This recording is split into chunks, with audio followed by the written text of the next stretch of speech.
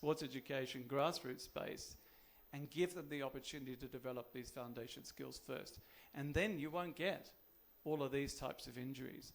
And exposing kids to jumping and hopping at younger age is critical. And I could almost tell what sports education platform they've come from when they develop tendinopathies or not, particularly patellar tendinopathies, Achilles tendinopathies later on in life. Because they've done a lot of hopping, jumping, and loaded proprioception type work as kids, they very rarely develop these types of tendinopathies and these issues later on in life. So exposing kids to weight-bearing movements and developing motor competence skills will solve pretty well all these problems.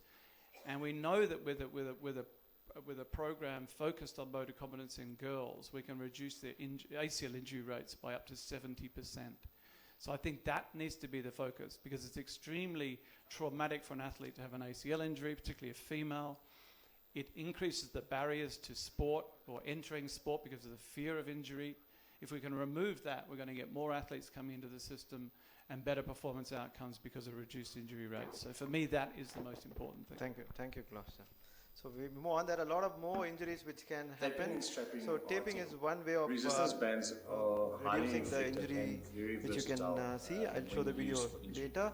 This is Herman's video on resistance band training and how to prevent for injury. anti-rotation core exercise. We also include perturbation training, where the plate acts as the external force to try and pull his hands off of the midline. So the aim is to keep his hands in the midline, so his legs, his core, his hips and his upper body needs to stabilize to work against the resistance, the external resistance from the band and the plate.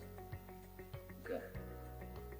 In this video, we have Gerald Kutsia, bass bowler for South Africa, doing an isometric hold in a side plank. So this is also anti-rotation. As he's a bass bowler, it works the core muscles that needs to react on an external force from the band. As the band is extended, it just makes the resistance higher.